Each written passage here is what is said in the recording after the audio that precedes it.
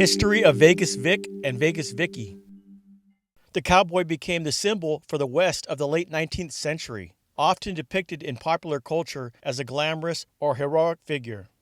But Las Vegas was never an Old West town with cowboys and cowgirls because Las Vegas wasn't founded until 1905, and in the year 1900, there were less than 50 non-native people living in the Las Vegas area. It had nothing to do with our history. There was no Old West here. The frontier is a popular idea, and it's one that they can sell, and they sure do sell it. The Chamber of Commerce in 1945 hired the J. Walter Thompson Company to come up with some kind of symbol, an icon that they could brand Las Vegas with.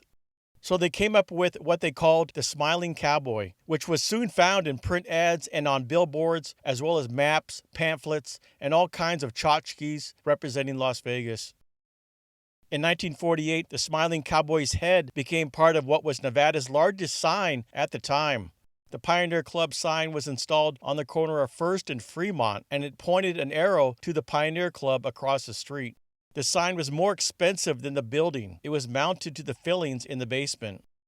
The director of the Las Vegas Neon Museum said that the Pioneer Club paid the Chamber of Commerce for the rights to the cowboy in 1951. And that year, Herman Bourne and Pat Denner, lead designers for Yesco, made a neon cowboy wearing blue jeans, red and yellow checkered shirt, a red bandana, and a cowboy hat. A roll-your-own smoke dangled from his mouth. Thus, Vegas Vic was born. Standing 40 feet tall, the illuminated buckaroo weighs about 6 tons, and at the time it was erected on top of the Pioneer Club in downtown Las Vegas, was the world's largest mechanical sign. His arm waved, his eye winked, and his cigarette moved, and blew smoke rings. And in terms of a marketing gimmick, it was brilliant. It just sort of seemed to identify the city. It really sort of made something that everybody could see and immediately say, I'm in Las Vegas, because nowhere else would you see that. It caused newspapers to wonder. Boots 8 feet tall, arms of 1,000 pounds of steel, a 10-foot tall 10-gallon hat, a third of a mile of tubing, and a half mile of electric wires, all for $25,000. There was a big gala presentation celebrating the installation of Vegas Vic on May 12, 1951, during Eldorado days. Vegas Vic spoke every 15 minutes saying, "Howdy, partner, welcome to Las Vegas," and was initially voiced by Maxwell Kelch, who was president of the Las Vegas Chamber of Commerce.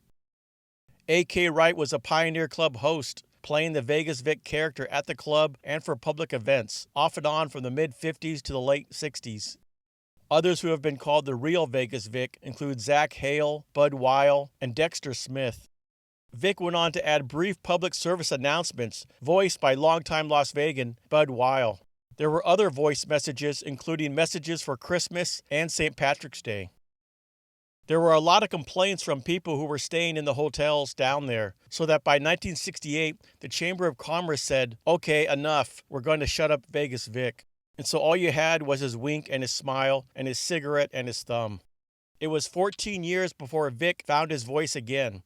On May 17, 1980, Channel 3 news director Steve Shore was the master of ceremonies where the sound was restored.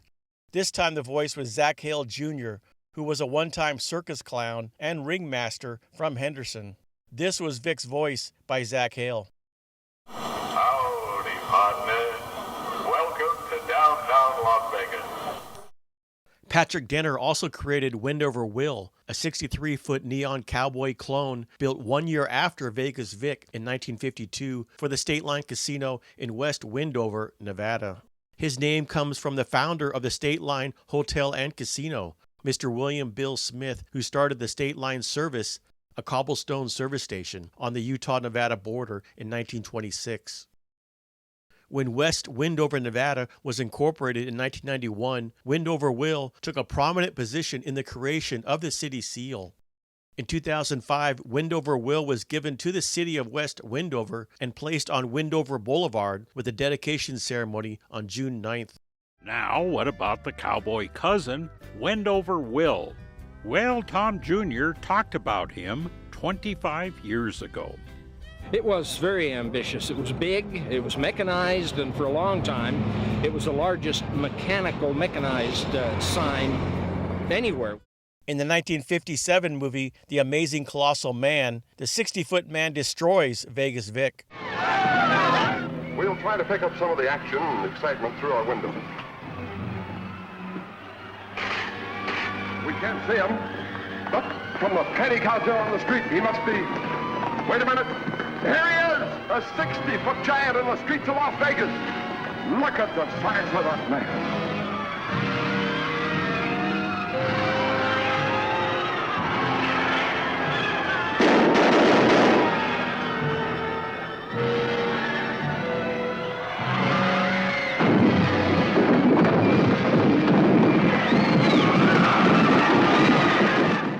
The Vegas Vickie character started appearing in print ads by the mid-1950s. In the early 1960s, Pioneer Club role was conceived as female counterpart of Vegas Vic and described as official greeter and hostess.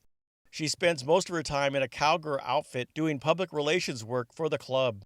Vegas Vickie was played by at least 3 different women over the 10 years of the role, including Jody Powers, Elizabeth Ann Woolfield, and Edna Sherrill in the late 1960s. In 1980, Bob Stupek bought the Vault Casino, renamed it Glitter Gulch, and installed Vegas Vickie at Glitter Gulch across the street from Vegas Vic. Vickie was spelled with a Y at the time. Vickie was designed by Jack Dubois and Chuck Bernard of Ad Art. She is 25 feet tall by 25 feet wide. Some people thought Vickie's name was Sassy Sally because of the nearby Sassy Sally's Casino. In 1981, Margaret Alardi, who owned the Pioneer Club on Fremont Street, buys the Colorado Club in Laughlin and rebrands it Pioneer Hotel and Gambling Hall. Alardi pays Yesco $1.5 million to install River Rick, which is the same cowboy but different color scheme. Some people call him Laughlin Lou, but the casino calls him River Rick, Vegas Vic's first cousin. In 1994, Miller Beer produced a commercial featuring Vegas Vic and Vegas Vickie. After midnight, we're gonna let it all hang out. Cold filtered Miller Genuine Draft. After midnight, we're gonna check The cold one. For those who've discovered its smooth draft taste, the world is a very cool place. We're gonna call So get out of the old and get into the cold. The two were married in a formal ceremony during construction of the Fremont Street Experience to celebrate the new canopy screen. Reverend Jim Hamilton pronounced that you Vegas Vic and you Vegas Vickie are husband and wife together. Amen. To applause and cheers in December of 1994. To make way for the Fremont Street Experience, 2 feet were cut off the brim of Vic's hat to fit under the 90-foot canopy, and Vic moved a little closer to Fremont Street. In 1995, Pioneer Club Casino closed, and in 1998, Schiff Enterprises bought the Pioneer Club building and opened a souvenir store. Schiff Enterprises now owns the Vegas Vic sign along with the Pioneer Club building, and Yesco has the contract to maintain the cowboy sign. Schiff turned down an offer from the Neon Museum to maintain Vic.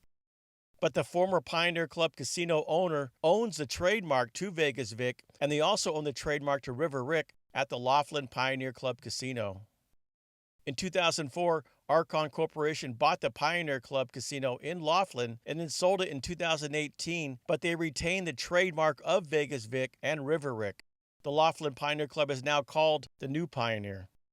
In 2017, Vegas Vickie was taken down to make way for Circa Las Vegas, which now owns Vegas Vickie. Weekend is your last chance to snap a picture of Vegas Vickie in her usual spot there on Fremont Street.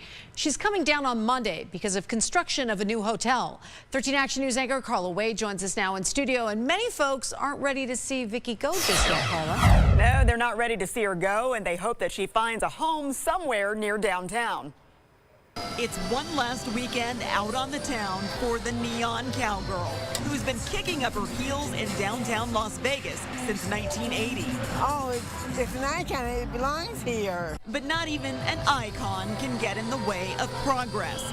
Vickie has to go to make way for construction on a new hotel casino that will replace the Las Vegas club. It's not lost on anyone that Vickie will be separated from her hubby, Vegas Vic.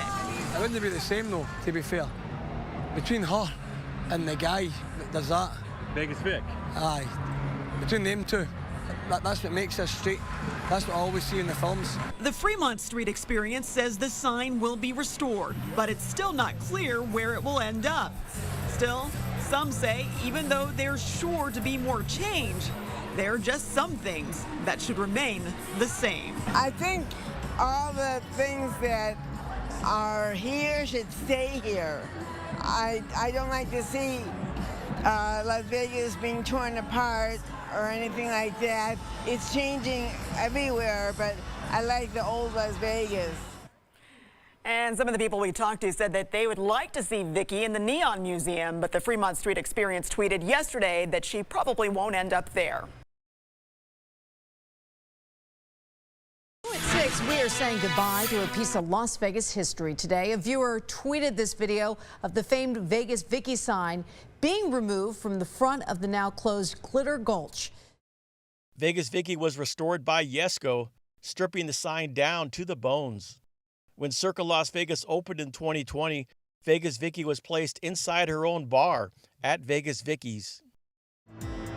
Well, we knew early on that Derek and his team had secured Vickie and had her taken down and put into crates and had her stored in a location. And we were all asking ourselves at Yesco, you know, what's going to happen with Vickie? And then it was in late spring, early summer of last year, we got the call to go pick up Vickie. We loaded her up with our trucks and shipped her over to Yesco. She was in pretty rough shape, you know. She was sitting outside for many years. This is her 40th year, so she's looking really good for 40. We took all the neon off. We had to make patterns, so we knew exactly how to, you know, recreate the paint finish and all the details that you see behind me into its exact form as she was in 1980. And then all the neon was refabricated. She was brought into this property in one piece with the exception of her leg. And our team hoisted her up into place without the neon, attached her leg, got all of that working, and then wrapped her all up. And it wasn't until recently that we took the wrapping off and started applying all the neon and doing all the electrical work to light her up. We're very fortunate. We get to work on a lot of Vegas landmarks, you know, to get the call, to get involved in bringing one of the historical signs back to life and preserving the sign. Vegas Vickie was brought to life on Halloween night 2021 when Circa had a Vegas Vickie costume contest with the winner getting $10,000. The founder and president of Answer for Cancer, Misty Lund, won the contest and donated the $10,000 to her cancer charity. And our winner is Miss 103! That night, I had 3 weeks till Halloween night. That's when I saw the ad. I started Amazoning everything, Joann's, Michael's, like, oh my God, you guys, I had like at least 50 returns because I was making so many errors. I actually made 2 skirts. My first skirt. You made the costume yourself? Oh yeah, no, everything cool. from the ground up. It took like 117 hours to make. Wow. Over 3,000 jewels. I hand glued. I painted. By the way, they don't make white pleather fringe. It only comes in like brown and some other colors. So I had to paint like 3 coats of paint on every single fringe. And then hers, like, there's just so many details. And I even went down to Circa multiple times and studied her like in person. So I wanted it to look exactly like her. I took a chance and I did it. I told no one. I literally told no one. And all my friends, I'm like balancing Answer for Cancer, like all these other things. I'm in the community and trying to like put this together. My poor husband, Brett, I love you. Thank you so much for your support. I mean, it was literally like work and then cook dinner and then go straight to just working on her till like 1 a.m. In 2022, Archon Corporation opened Vic's, which is an Italian restaurant and jazz lounge in Symphony Park downtown. Archon installed a smaller version of Vegas Vic outside their restaurant. A live look tonight at the Fremont Street Experience. There is no shortage of lights along the famous street, but tonight, Controversy is brewing over a famous sign that has gone dark. The city of Las Vegas says it received complaints that the Vegas Vic sign is off. Fox 5's Mike Allen is at the 72-year-old sign to tell us what's going on. Well, as of right now, Vegas Vic is still in the dark. We're going to show you right now. Lights are just not on, but the city of Las Vegas is making no bones about it. Vic needs to be lit up. Literally, there's a legal obligation to do so. The city's code enforcement team issued a correction to the owner. Turns out city codes require signs in the downtown casino district to be fully lit from at least 1 hour before dusk until 1 hour after dawn. I talked to the man who may know more about neon signs than just about anyone else in this town, the executive director of the Neon Museum, about how much something like an unlit sign means to folks around here. We are a city that has a reputation of building up and tearing down, building up and tearing down. So when we have this piece of history that's so iconic, that's so tied to the very fabric of our city itself, we want to make sure that it's not only preserved, but it's presented in the best way possible. I found the owner of Vegas Vic after calling around several businesses on Fremont Street. It's a company in Atlantic City called Schiff Enterprises. As of right now, they haven't gotten back to me, so who knows when Vegas Vic's lights will be turned back on. For now, though, from Fremont Street, Mike Allen, Fox 5 News, local Las Vegas. And Aaron Berger with the Neon Museum adds his organization's happy to lend a hand in restoring Vegas Vic to his fully lit self. Well, absence makes the heart glow fonder. Wasn't long ago that this septuagenarian behind me here needed a major facelift, but now Vegas Vic is back. This is such a great moment for Las Vegas to have Vegas Vic in its full glory glowing on Fremont Street. So Schiff Enterprises, which owns the neon sign, called up Yesco, a neon sign repair company with deep roots in Vegas. And now, after repairing and replacing the neon tubes, among other work, Vic is back. But the 72-year-old is going to need a lot more work done in the future. We're actually in the midst of looking at potentially redoing all the glass, all the paint, and everything on the whole sign. It's in need of some lipstick. I asked Judd Williams, VP of Service for Yesco, how long these repair intervals should be and how long it had been since Vic got one. He said they should happen every month for a sign that old, but Schiff Enterprises had let more than a year pass since Vic's last repair. There was a while where they weren't doing much. Vic's return means a lot to locals and visitors to Fremont, and perhaps even more to Aaron Berger, Executive Director of the Neon Museum. Vegas Vic doesn't just represent another sign on Fremont. Vegas Vic is history. Vegas Vic is really where a lot of our city's history is rooted. Williams, whose employer was actually the company commissioned to build Vegas Vic back in the 50s, agrees. He holds a special spot with Yesco and the Las Vegas community. He's been there since the beginning of Fremont Street. So Berger also told me about another project he's working on, putting QR codes next to historic neon signs like Vic here that take you to a link that shows you all the history behind them. He says that should roll out sometime later this year. Reporting from Fremont Street tonight, Mike Allen, Fox 5 News, local Las Vegas. We've covered the ongoing work being done to restore Vegas Vic, the iconic neon cowboy on Fremont Street, but you might not know about his cousin up in West Wendover. Fox 5's Mike Allen shares what Wendover Will just had done. Yeah, much like earlier this past year when Vegas Vic here needed a good repair, his cousin up in West Wendover just got a major facelift. Vegas Vic's neon family is bigger than you might think. His spouse, Vegas Vickie, is in Circa. But many people don't know that Vegas Vic has a first cousin up in northern Nevada in Wendover. Wendover Will is 72 years old, 1 year younger and about 25 feet taller than Vic. Like Vic, he was built by Yesco Custom Electric Signs and has also recently been in need of repairs. So the city of West Wendover asked us if we would consider a massive upgrade. So we could almost consider calling him Makeover Will, complete repaint, all new lighting system. That new lighting system is LED as opposed to the more traditional neon. Yesco Executive Vice President Jeff Young says this makes Will more cost-effective and easier to maintain, but it likely won't be in Vic's future. I don't envision Vegas Vic would ever convert over to LED. Sticking with neon for Vic means more constant work being done on the Fremont icon. We were out twice in November with Vic, and again in December. We were out just a couple weeks ago fixing more. His upkeep included in the nationwide effort by Yesco to find signs in need of repair. So in terms of active, ongoing orders, they number in the thousands and thousands of thousands. But these two cousins, as Young calls them, literally stand above the rest. Not only to have created them, but to be the caretakers of them. And that's really an honor for us.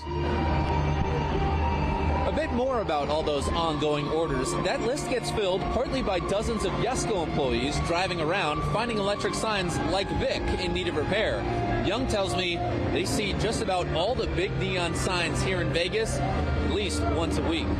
Reporting tonight from Fremont Street, Mike Allen, Fox 5 News, local Las Vegas.